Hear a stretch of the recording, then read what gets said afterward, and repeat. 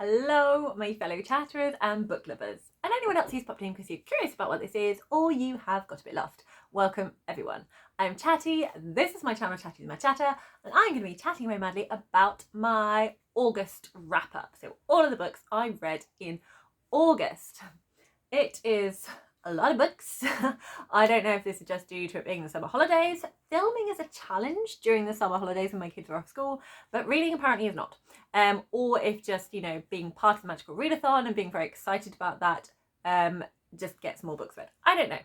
Anyway, I'm going to be talking through this lovely stack of books here. But it's actually only going to be really 4 that I'm focusing in on because I did a segmented study, which is my version as a vlog, because on this channel I don't edit my long videos because my computer can't cope with that whole concept. So it's a rolling take that I then just upload straight on to YouTube. So cheers everyone, it's one shot, no editing. Clink, clink, clink, clink. Expect chaos and waffle. So some of these books I'm just going to mention briefly, just to give you a little flavour for them. And if you would like to know more, I will link my segmented study bits about that. Sorry, interrupted by snack requests there.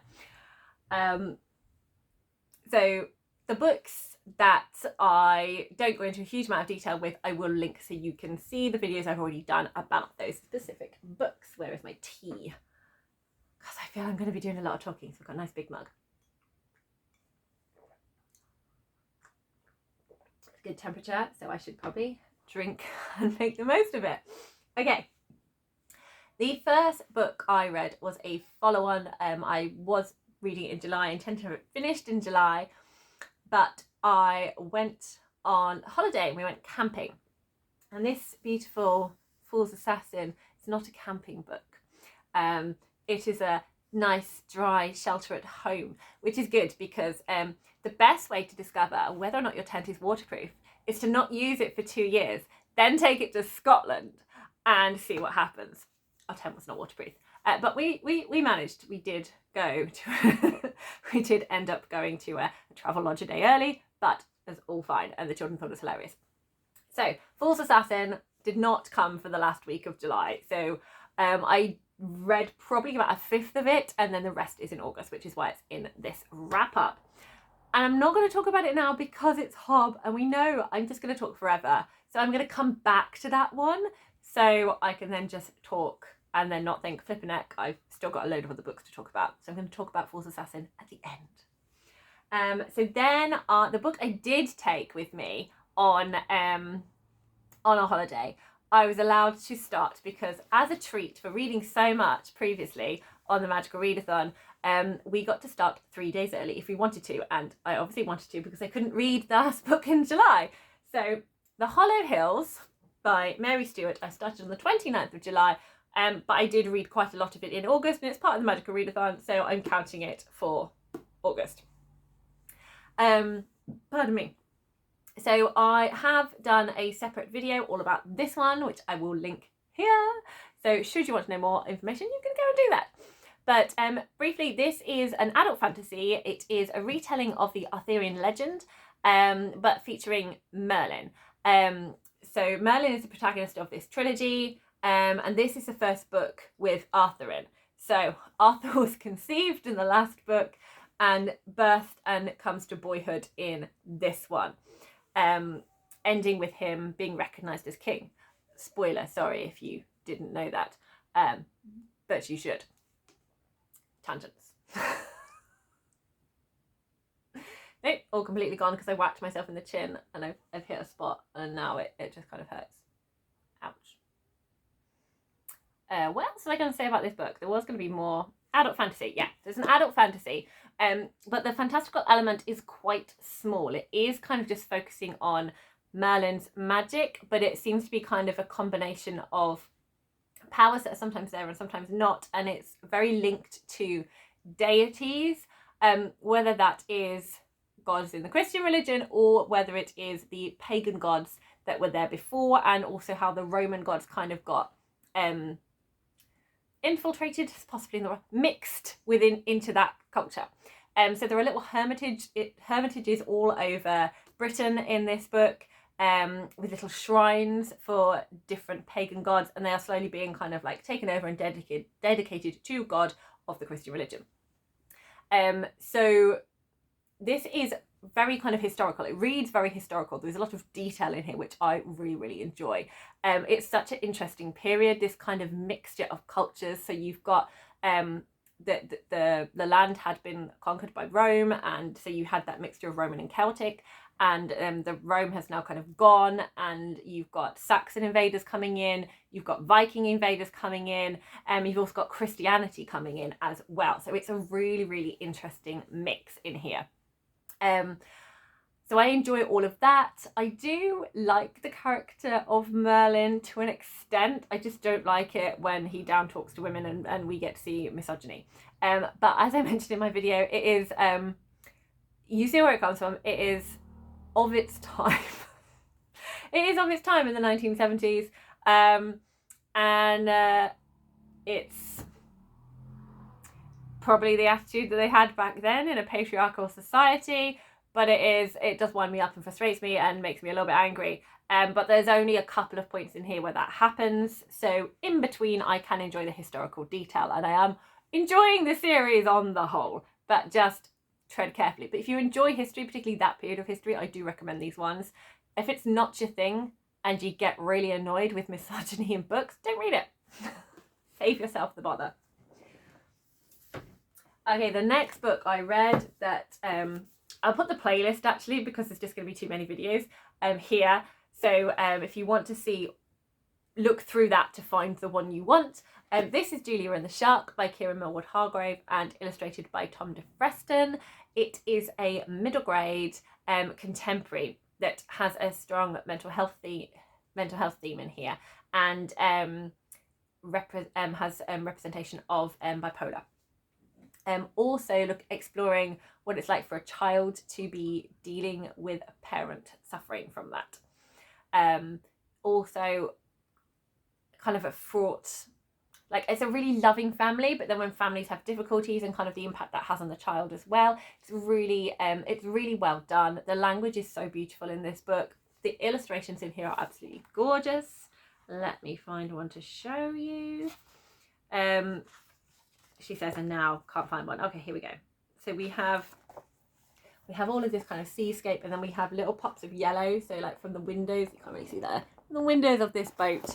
And then we have like more stronger here. We've got the shark, and it's all swirling around the words.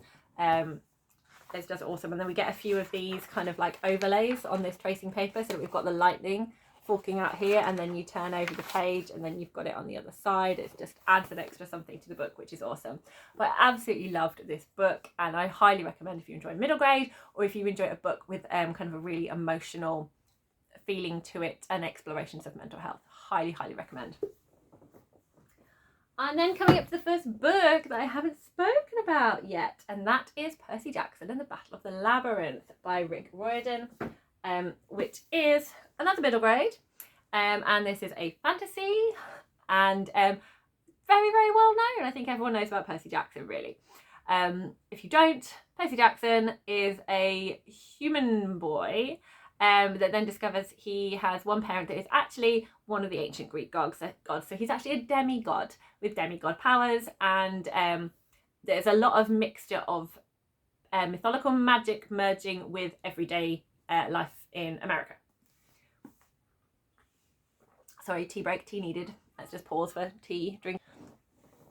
So this was really fun for me. It's a reread, and I'm reading it in these beautiful covers. I really like these editions. And what I'm really enjoying is that my son is currently reading these for the first time and is absolutely loving Percy Jackson. It's so great chatting to him about this. He is currently, as we speak, in the middle of this one, and so he's asking questions and doing stuff, and he's like, Mum, who dies? There's a prophecy and it mentions that someone dies. Is it okay? Bless him. And I did say, yes, it's going to be fine. You will be all right. And then he asked more questions. Like, I can't tell you anymore. It's going to be a spoiler. Just trust me that it's not the main characters. You're going to be fine. But I did think that was very cute. Battle of the Labyrinth, I remember being a favourite of mine, and reading it again, I was like, yes, I do really enjoy this one. I do enjoy it. I feel there's a lot more there is a lot more one storyline of mythology kind of explored, rather than lots of like random, rather than like being a quest and lots of random stuff happening on it. Although yes, we do have that. We also have like an overlay of the story of Daedalus. So I knew the story of Daedalus from the Minotaur, and creating the labyrinth with the Minotaur in the middle, and I knew the story of Daedalus and Ithca and that tragic story.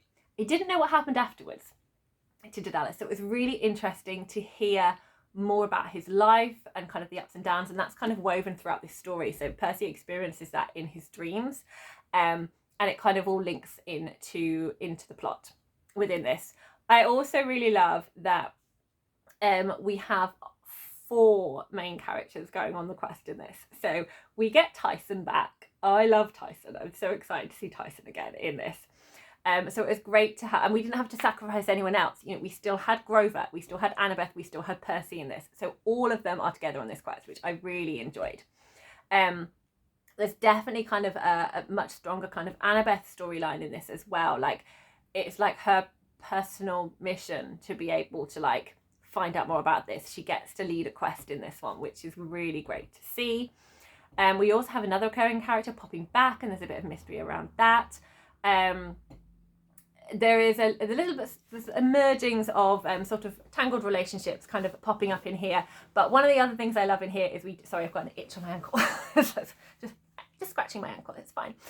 It's the weird movements I'm doing. So another character that we get in this one as well is another previous character from another book, and I love their kind of story arc. I love their characterization, and I think they are a fan favorite now, and so it's really fun to kind of see the journey that character goes on too. There's a lot in this book that I enjoyed a lot, so it was really good fun rereading it, and now I'm very hyped to kind of reread the final book and just feel very complete with this one, and then move on to the second series as well. So yes, this was really good fun. And we are now back to my segmented study. So this is Sing Me to Sleep by Gabby Burton, and it is a YA fantasy. It is set on this island that's been hidden by this magical border, and we've got this whole world in there where there is different hierarchies with fae without powers, witches, and humans all kind of in this world together. But our protagonist is a siren, and nobody apart from her immediate family knows that, because sirens are not supposed to exist in their world. She would be killed. So that was such an exciting concept for me, and this book delivered on it so beautifully. I really enjoyed where this story went, what this story explored. I enjoyed the characters, I enjoyed the slow build romance, I enjoyed how there is still a lot to kind of be tying up within the next series of books. I enjoyed the magic, I enjoyed the world building. It was great. I had an amazing time with this book. So if that sounds like fun, definitely pick this one up and go and check out my segmented study video to find out more on this one. I then have another middle grade. This is The Horse Who Came Home by Olivia Tuffin. So this book I was given by a local bookshop that specialises in children's books, and it was an ARC, and they were like, do you like ARCs? Do you want an ARC? I was like, sure, I'm not going to turn an ARC down, how wonderful. So it's not what I would usually read or would reach for, but I did enjoy reading something different and experiencing this story. So this is set in a stables, and the girl obviously likes horses, given, and we've got kind of a conflicted interest in here. Like, she's very much into wanting to make sure the horses are okay and have the best life possible, but the business is that they breed horses, not just breeding horses, is they sell horses. So they take in horses, look after them, get them ready to be for competitions. So they sell competition horses, and there's a very big kind of business face that they kind of put on for this, and her sister's very involved in all of this marketing, and our main character, whose name I've forgotten, Hannah, she doesn't like that kind of, she almost sees it's very like two-faced. There is one of the stable hands that she feels is much more interested in the money rather than in the welfare of the horses, and this kind of causes conflict in the family. And she is also struggling from the fact that she doesn't get to keep any of the horses, they all go, so she finds it really hard to kind of build a relationship with one, and she just wants a horse that she can just have as a friend, as a pet, look after, and have this long-term relationship with. So there's all of those emotions going on. There's a really nice exploration of the sisters' relationship as well, and kind of their different goals and how they see each other. So that was really nicely explored. Obviously, horse welfare is kind of the centre of this book. So I did find the plot very engaging. It's not my usual vibe at all. It's not something I would read. Having read this one, I don't think I would then go and find other ones to read. It was just nice as a change and as a different one. And I will be probably passing this on to a free little library. I'm writing a note in this that this isn't to be sold because it's an ARC, but feel free to pick it up and read it and enjoy the story. So I am glad I read it. It was a nice middle grade. It was well written. I can definitely see a lot of people that enjoy animals or enjoy horses having fun with this one, particularly for this age range. I think people who are the story is aimed at will definitely enjoy it. But as an adult and it not being my vibe, I still had a good time with it. So it was a good story.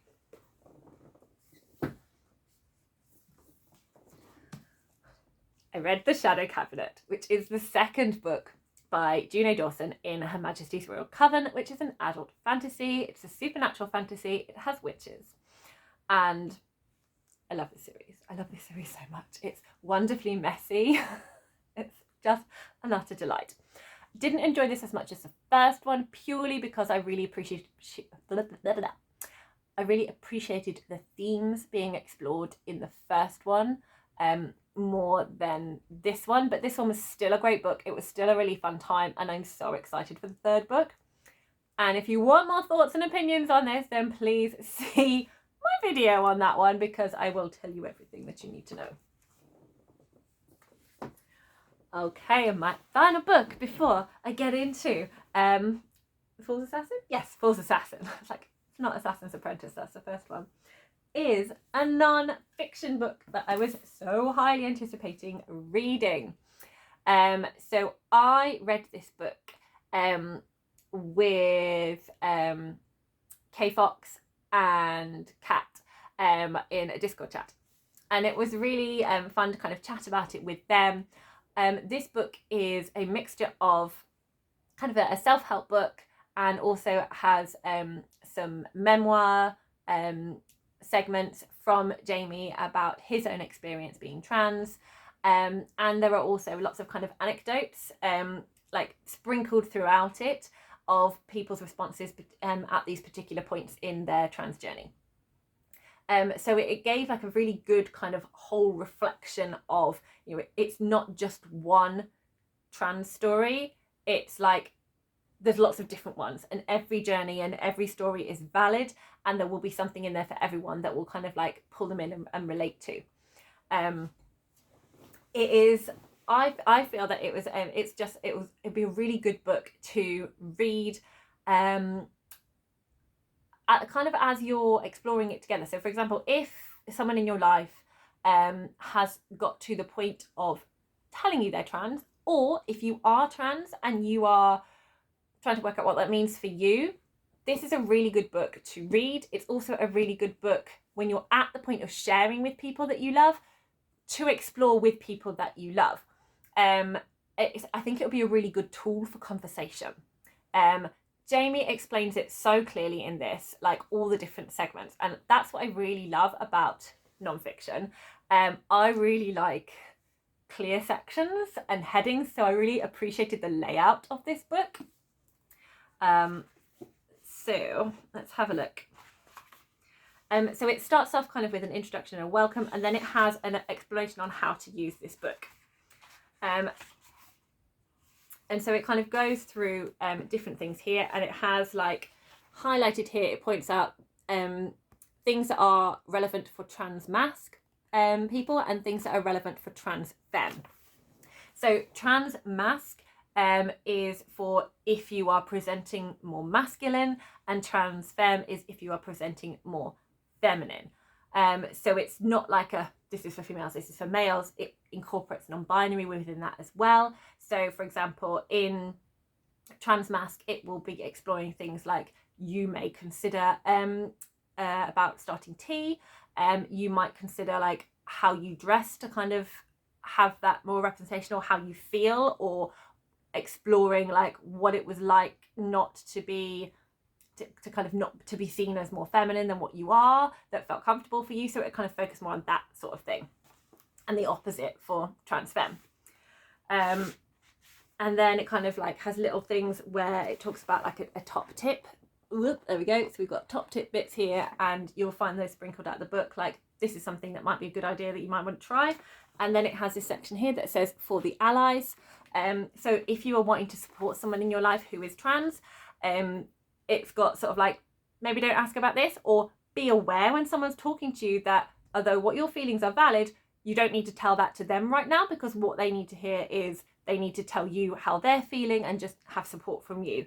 You can then go talk to someone else about whatever you're feeling. So it's very helpful with things like that. And then this bit I really found very, very useful for me, and it is a glossary. So this has also already been useful because the term AFAB and AMAB is definitely going to help me talking about things a bit better, because I do like to read a lot of literature that is written by trans people, or has trans characters, or explores gender themes in it. So when I am doing these reviews, it's going to be really helpful for me to use the best language possible. And it's something I'm still learning. It's something that is evolving, and I think many people are learning.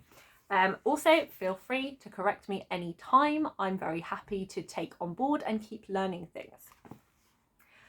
So it goes through lots of different terms in here, which is really helpful. And so it's definitely something that I will be picking up again to check something and to be referencing back to. It's very useful. So I have read it cover to cover, but it's definitely going to be one that I'm going to be picking up to dip in and out of as well. It might not be for everyone, just because this is something I really enjoy reading about and exploring more, and it has given me kind of great joy when I've heard my friends sort of mention, oh, ask Charlotte about that, she knows a lot about trans things. So it makes me feel really happy that I can help people kind of find their way into understanding more what it's like to be trans. And it's not just the work of trans people to explain themselves, it's something that allies can do as well. So it made me feel really happy that my friends have recognised that, my colleagues at work have recognised that as well. So this is definitely something that I am pushing for other people to kind of help them.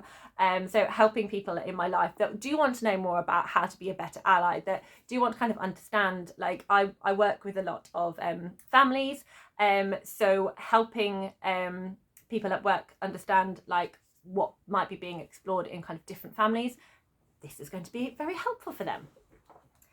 So going through the book, I just want to kind of get so here we go. We start off with different chapters, and in each of them, like Jamie will put like something that he feels is really important to kind of say to you. He'll put it like in this different font here. That I'm a very visual person. That works really, really well for me. I know when I was reading this, Kat was she had the audiobook as opposed to the physical book. So it'd be very interesting to see what how that that experience very different to having the visual in front of you. But talking about in chapter 2, it's talking about building the real you. So like now you have discovered that you are trans, or you have gone, yes, this fits me, this is what I'm feeling, this makes sense for me, I am trans, and then going on to explore what exactly does that mean for you. So under the heading you deserve to accept yourself, Jamie's kind of highlighted this point that the first person you need to come out to is yourself, and then goes on to talk about it doesn't mean that you will take it well, and then he starts talking about his personal journey with this, and then goes on to kind of give other people. So other people's experience, it comes in like another shaded thing, so it's very clear that we've got the anecdotes kind of coming through. So that's kind of under the line of, was there anything in particular that helped you accept yourself as trans? So then you have a huge array of, because obviously we've got Jamie's is just one story amongst many.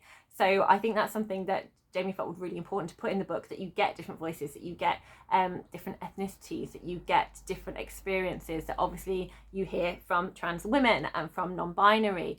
So under each little comment, you then have someone's name and their age and then their gender identity. And that kind of follows through the whole book. And it was really helpful reading this and just seeing a huge amount of brain ache, emotion, like the concept of like constantly in your life starting a new job, moving to like a new neighborhood, seeing family members at different points, having to explain yourself again and again and again, so draining. And of course it makes, once you think more about it as someone who is not trans, you're like, of course that they must have to do that would make sense. But it's something I, as a, you know, a cis person, have never thought about, because I'm very comfortable in my gender and people see me as my gender. I've always known me as my gender, and I don't even need to think about anything. It's also the accepted social norm to be cis, so everyone expects it from me. Whereas being trans, there's a constant conversation that you're having to do, and when you have that opening up and having to explain who you are, and then in some cases, like, you shouldn't have to then justify that as well. So it's just constantly exhausting, and it must be so draining for trans people. So I thought it's just so important to really see, and that's just one aspect of many throughout this that needs to be taken into consideration. So reading the whole journey, and also one thing that Jamie really constantly says throughout that, and if you watch his channel then you would know this as well, you know, there's not just one way to be trans. Like, you don't have to, you know, have hormones, you don't have to have surgeries, it that doesn't matter. Like, you do what is right for you at that point, it's completely fine, and that doesn't mean that you are not trans. There is no level of transness that is measured, okay? It's all about how you feel inside. But every possibility is explored in this to kind of help with any questions and any part of your journey where you are. So if you are trans, or if you are someone who is kind of reading this to support someone who is trans, you might just pick up the bits that are relevant to you at that moment and then maybe put it down and not come back to it for a while. That's completely fine. Again, it's a very kind of like matter of fact and light-hearted tone throughout this, and you can just hear Jamie's voice so easily. And obviously if you listen to the audio, as Kat mentioned, then you can just you will just hear it because it's Jamie narrating it, and Shaba does bits where she talks about Shaba is Jamie's wife, if you are not familiar with them. So you can just hear his little light-hearted jokes and quips throughout the whole thing. And it's like, reading this, I felt that I could see which bit was him starting a giggle and which bit was him getting more serious. And then he kind of launches into a positive, happy hug spin moment on it as well. And it just feels really nurturing, which I think is what everyone needs. I think everyone needs to feel nurtured. So it felt really lovely to read. At the same time, as much as Jamie is nurturing, we know that society isn't nurturing. And obviously that is where this book comes from. So we're aware that there is a constant explanation, justification, and reconciling that within yourself as well. So there are moments when it's like, you may feel that you just need to like put it down and just pause, just because it's a lot to take in. I definitely appreciated reading it in a chapter and then just stopping for a bit, and then reading a chapter and stopping for a bit, because I just felt like I needed to process each bit. And there are definitely a lot of bits kind of as we got further in, and there was talking about people who might not be accepting of you. there were moments when I definitely needed to just like come away and just breathe, because it does feel upsetting that that's what people experience and feel. And I know that when I went, when I was lucky enough to go to the question and answer session and meet Jamie and have the book signed, I was talking to a lot of the other people there, and there were many of them, some of them were supported, but other ones weren't, and were not in contact with their family anymore because they needed to just break away and be them. And it was just really upsetting and really sad, and just hearing how difficult it is to access medical care if that's what you need. It does feel upsetting. It does feel very upsetting. So do read when it feels the right time for you, and it's exactly what it says. It's the T in LGBT, everything you need to know about being trans. I think it's a great starting point for people as well. So if you don't know anything about being trans, this is a great place to start. I think if you want to know more about the history and the social history or people's personal journeys, obviously there are many other books out there that you can explore that from. There are many other books that kind of will possibly go into more detail of different aspects of this, but I think this is a brilliant way to kind of begin, like as a first stepping stone into reading more about trans. And I just think if you are trans, it's just something that just feels really supportive. And it's nice to kind of see many people that would be like, oh, I had that experience, or I didn't have that experience, but that's nice to know that's the thing. So I think it was really helpful. And then at the back as well, you have oh, here we go, here's nice. So like towards the end, it ends on a positive because it's Jamie. So we have finding trans joy. Trans people can, and most definitely do, find joy and happiness, and that is something that is highlighted, and that is something that is shown, and is a really important message to have, because in the media we get more people, what sells is more of the shock stories and the gut-wrenching and the heartache. But it's like, do you know what, this is only one aspect of your life, and you can find joy and happiness, and it's really important to know that that is there. And throughout my trans reading, it's something that's definitely been reflected, that you struggle to find those trans stories, you struggle to find things that shows you will have a relationship, you will go on to have friends, you will go on to have fun, you will go on to continue to live your life, because that wasn't the representation in the media. I think it's great that we are starting to see a change. We're starting to get more positive trans stories in in films and TV and books.